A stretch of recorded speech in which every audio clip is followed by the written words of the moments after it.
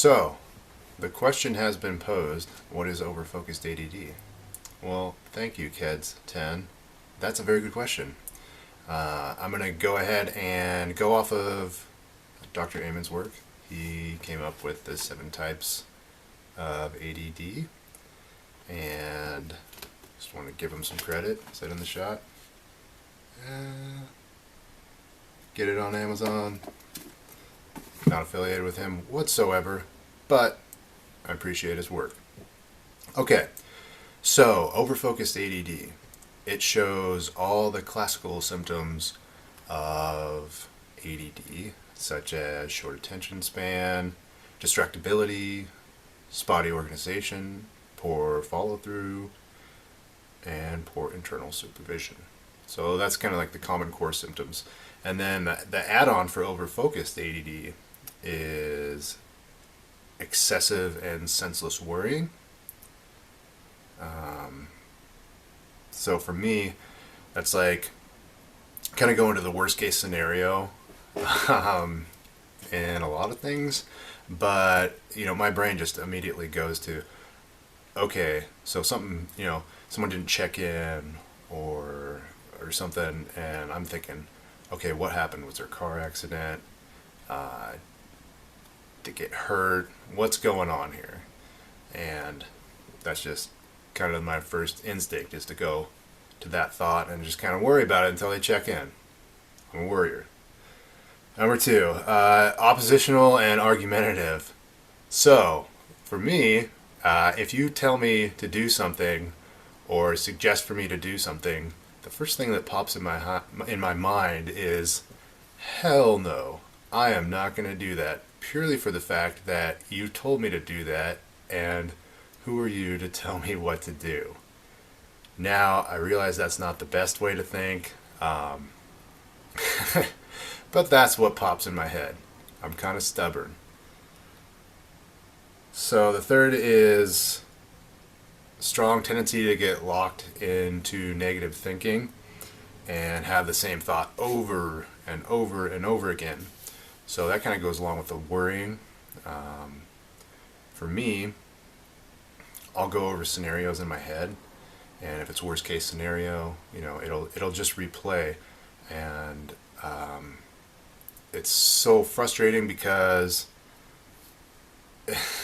it's like a loop, or like, I think people call it like cyclical thinking, or ruminating thoughts, but it's really hard. The way that I deal with it, and my counselor worked with me, is I write it down instead of like telling the person who the thought is about, or giving that time in my mind. By externalizing it, it really helps me. So, all right, a tendency towards compulsive behavior. And so, since that's kind of a different term, I looked it up, and so compulsive behavior is performing an act persistently and repetitively without necessarily leading to a reward or pleasure. So it's like a small restricted act, and it's repetitive, but it's not like disturbing or anything. Like, people with OCD, like you see, like the hand washing, or the kind of the cleaning, or some people have the tics. But it can also be stuff like shopping and hoarding, eating, gambling, sex addicts. These aren't necessarily enjoyable behaviors, but it helps move the focus from like the thought loops, kind of. For me, I don't think I have these as bad, but if my house isn't orderly, then it's hard for me to think and move on with something. But I let it get to a point to where it's pretty bad before I deal with it, but it's like a weekly thing. If I don't deal with it, it's like I can't think right. Yeah. So, number 5, a tendency to hold grudges.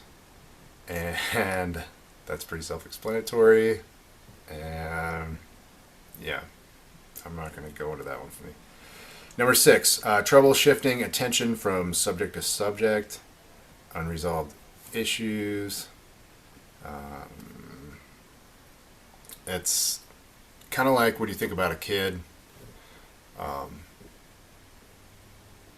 They throw a tantrum or they just can't get off something. For me, it's hard to explain too, but I mean that's kind of self-explanatory as well. So I'll just go to number 7.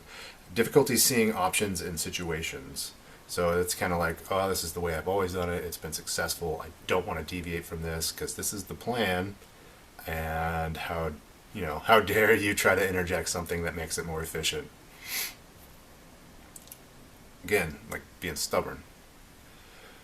Number 8, tendency to hold on to own opinion and not listen to others. Kind of just covered that, but yeah. And, just to interject something, these are tendencies and symptoms, and it doesn't need to be the rule. If you can identify these and work on them, then, you can be a little more elastic, so to speak. And that's something I've known, if I've recognized with mine, is if I'm doing other stuff that makes me more healthy, it's easier for me to say listen to other people, not be as rigid, so to speak. Okay. Number 9, needing to have things done a certain way or you get very upset. No, I don't think that's me necessarily. I don't think I've never really done it that much. But, you've probably met some people like that, and you can relate to it. My way or the highway, so to speak. Number 10, tendency to get locked into a certain course of action, whether or not it is good for the person. So, this is one of those things, like with me, kind of how I was explaining, where I have those thought loops and I come to a conclusion, and I gotta say it, or I gotta externalize it somehow. And this has gotten me in trouble in relationships where I'll come to a conclusion that I think that this is it, and I have to say something about it. And if I don't, I feel like I'm gonna explode. It drives me crazy. I gotta get it out of me, and I gotta say it. And then I do, and I feel kind of a relief. But at the same time, sometimes what I say isn't necessarily what really happened, or in reality what's going on, and it can be very hurtful. And so that's one of those areas where I personally have worked on a lot, but I've definitely hurt other people with this tendency, and it's frustrating. Number 11, others complain that you worry too much. So yeah, believe it or not, this has been a common complaint in my life, and I think to a point it's good to worry a little bit and to plan for it, because for me, it helps me plan for worst case scenarios. But worry is just like understanding the root of worry. Worry is just fear that may or may not be true or actually happening. So letting it control your life in the now is kind of restricting. Doesn't mean it always works not to. And kind of a thing to add on to that is, like, people that worry a lot generally care a lot about people deeply. I don't know what I'm trying to say here. Anyhow, if you know someone who is like this, or if you're like this, I would really encourage you to go check out Dr. Amen's website, buy one of his books. I'll leave a link down below, and yeah, check it out. You can also there's an online test, and chances are if someone in your family has it, you might have it, or whatever, vice versa. So hopefully this was helpful. Quick video. Anyhow, leave a comment or subscribe, and I'll do more. All right.